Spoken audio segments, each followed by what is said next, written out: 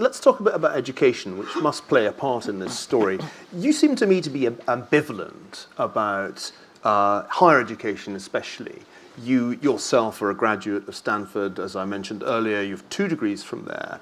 And yet, as is well known, you actually have a fund that pays people to drop out of college. To stop out of college. To stop out of college. What does they that can They can always go back. What's that mean? The colleges will always let people back. So just to take a time out? You just take some time out, do something more productive. Oh, can I apply? We have an age cutoff, but it's never too late to do something new, Neil. Talk a little bit about, that's really encouraging to hear. How much do you pay? No, seriously, the question I wanted to ask was about universities. What is it that you see as being wrong with the elite universities? You obviously see more of the products of Harvard, Stanford, Yale, etc., than you do of the European universities. But I suspect you might be able to say the same things about the elite European universities. Well, I do think they're somehow very deeply linked to this general malaise we have in the West, where it's a super tracked system. It's to the extent it works, it teaches people the same things, educates them the same way, and it's probably not that conducive to really trying to find new paths to the future. I often am asked, would I do the same thing over again? I might still go to Stanford. I might still go to Stanford Law School. If I had to do it over, I'd ask a lot more questions why I was doing it. And I think it was sort of one of these dynamics where, my 8th grade junior high school yearbook, one of my friends wrote in, said, I know you're going to get into Stanford 4 years from now. I got into Stanford 4 years later, good grades, good test scores, you get into the law school, you end up at a top law firm in New York. It was one of these strange places where from the outside everybody wanted to get in, on the inside everybody wanted to get out. When I left after 7 months and 3 days, one of the people down the hall from me said it was reassuring to see me leave. I had no idea, the person said, no idea it was possible to escape from Alcatraz. And of course, all you had to do was go out the front door and not come back. But psychologically, this was very hard for people to do because so much of their identity gets wrapped up in these educational badges that they win. What was the moment that decided you, that's it, I'm out of Alcatraz? I don't know if there's I don't know if there was a single moment. It was a very it was a sort of a cathartic 7-month, 3-day experience. But I would say one way to ask this question is what sort of a good is education? You want to ask this in economic terms. Is it an investment decision where you invest in education so that you'll earn a better living? Is it a consumption decision where college is sort of a 4-year party? My initial thought was sort of a weird blend of both, and when you combine an investment and consumption decision, you get very irrational decision making. It's sort of like, look at this very big house with a swimming pool that I bought that shows how much I'm investing. So when you conflate consumption and investment, that tends to lead to very confused thinking.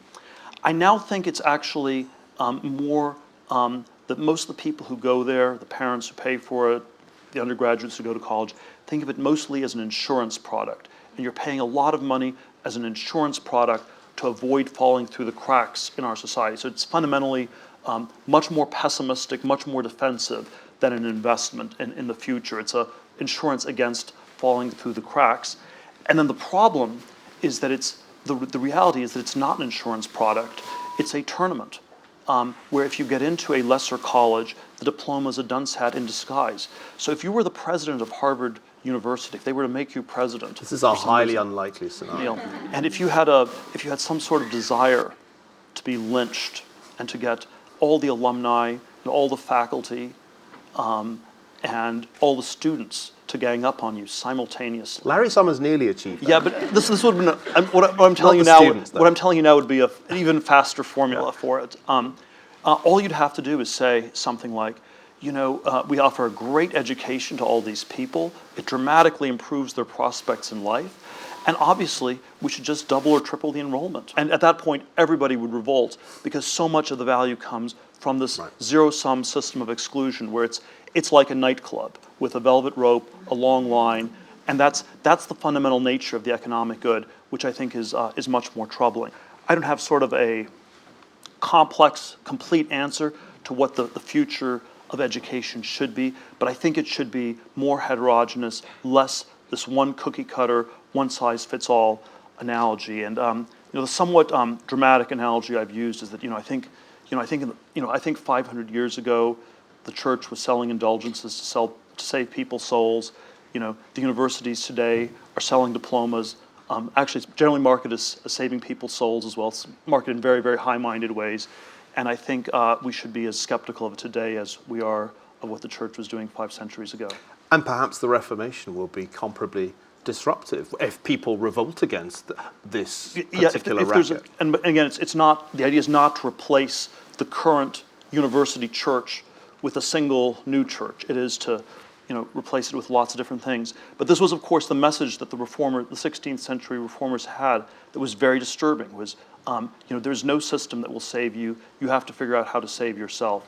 And I think something like that is true to a disturbing degree for the younger generation of the 21st century. I tried my hand at entrepreneurship, and I've started in my time 3 companies, not one of which has made me enormously wealthy, but who knows, perhaps one day. You have tried your hand at teaching. You taught a course at Stanford, which was in fact the basis for the book, 0 to 1, which grew out of the notes that one of the students took. How did you enjoy that experience? Did it in any way restore your faith in the system? Well, I think, I do think there's a teaching, learning modality that is quite valuable. You always get a lot out of it as a teacher because you're forced to, there's something about being forced to systematically organize a lot of material. You try to figure out how do you make these arguments convincing to people. That's always very valuable. I think there would be nothing that problematic about the system if it didn't cost as much as it did. That's probably the core of what's gone wrong with it today. Is technology going to break that down? But in the way that it's breaking down the cost of going from A to B or staying overnight in a city that you're passing through, can you see a technological disruption of higher education? It's probably going to happen, but it probably happens sort of at the margins. At a place like Harvard or Stanford, so much of the value comes from the prestige and the exclusion that I think these places will be immune for quite a while. We should turn briefly to politics. Naturally, politics is on the British mind with an election just days away. Your politics is interesting because from some vantage points, you can be seen as a conservative, though you prefer libertarian. Tell us a bit about your own political outlook. Are you a conservative, or is that the wrong label? Well, and certainly if you went down a list of political issues, I'd probably be described as fiscally conservative, socially somewhat more liberal, in the U.S. sense of the word liberal.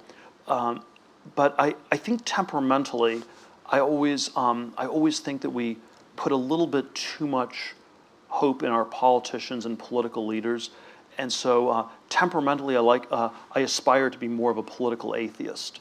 Right? I don't really think that the system is the be-all and end-all. And one of the sort of somewhat unbidden thoughts that I've had lately is that a lot of it seems to resemble worldwide wrestling, with the key difference that the wrestlers know that it's all fake. And I'm not sure our political leaders do. And I don't want to. There are parts of it that are important. There are parts of it that do matter. But it's extraordinary how disconnected it is from the day-to-day process of voting. We do not live in democracies. We do not live in republics. We do not even live in sort of constitutional. U.S. is not even a constitutional republic, where sort of a judicial system that reviews the process. We live in these advanced technological civilizations that are necessarily have these permanent, very complex bureaucracies, which is where most of the decisions get made. They're deeply unrepresentative. They're extremely hard to change. There are parts of them that don't work very well, and yet if you sort of make them more populist or more like a plebiscite, that always seems quite catastrophic. So we don't live in a republic here, although who knows what Alex Salmond may achieve if he's elected. Although you wouldn't really take most of your disputes to Buckingham Palace either. It may come to that. You'd be surprised. It depends how close the result is. But I think the question that you've raised about democracy is one that can be asked equally well of the UK as of the US. And I think this is a really, really interesting point that you're making, and I'd like to dwell on it for a second. We're not really living in anything resembling a democracy because bureaucratic or technocratic agencies really control what happens. And the democratic process is essentially professional wrestling, a kind of charade. Maybe a little bit more than that, but not much more. So this is a bit of a very subversive and radical idea. Is there a way of getting back to democracy or making, in the American case, the republic real again? And if so, how would you do that? It seems that every time you do that, you just get really bad outcomes, though. So yes, in theory, that's what people... Because populists often make this kind of argument. And they are right to the extent that, that the systems are very unrepresentative. And then in practice, the people always get very scared of the populists ever coming to power because there's a sense that these are the worldwide wrestling people who believe it 100%. They are running this they're experiment. Really delusional people. They're running this experiment in Greece at the moment, it must be said, without very happy results. Is there you travel widely. Is there a country in the world that you see as well governed? Is there somewhere that actually lives up to the billing of democracy? I think there are very few countries that are anything remotely democratic. I think there definitely are ones that are better governed and worse governed. So I think much of this comes down to sort of cultural issues. Singapore is reasonably well governed. It doesn't have as many liberties as I would like to have. I think Northern Europe's generally pretty well governed. It's more socialist economically than I would like. But in terms of the government part of the society, we have a big range where some things do work a lot better than others. If catastrophe were to strike on the San Andreas or in some other way, and suddenly Northern California were to be devastated and Silicon Valley were to cease to be a valley, where would you move? Oh, these are such extreme hypotheticals. Yeah, really unlikely to happen, I know. It's the network effects are powerful. So I say short of an absolute catastrophe, I think I'm really stuck in Silicon Valley. And it doesn't matter how high the taxes go in the state of California or how dysfunctional the state government in California is, the network effects are just so powerful that it does not make sense to move. You recently described London as follows. It seems destined to become once more the city of man, or at least of the world's billionaires. I think that was back in 2007. You're not thinking of joining them then? Look, I think the network effects are pretty powerful here too. They are pretty powerful. If I had to say the concern with London or New York, with the financial centers is they are very linked to globalization, and so they've done extraordinarily well in recent decades in a world where the progress has been skewed heavily in the globalization direction. If we were in a somewhat less in a world where the balance shifted back towards some other modalities of progress, I would be long California, long Texas, short New York City, short Washington D.C. in the U.S. As the red state long short trait would be long Texas, short Virginia. The blue state one would be long California, short New York. London, it's actually very hard to know where else you would go in Europe. So there is sort of this, but I wouldn't rely too much on the failure of the imagination. Just like you can't imagine where to go besides Harvard, but it shouldn't draw too much solace from that. It's a good point.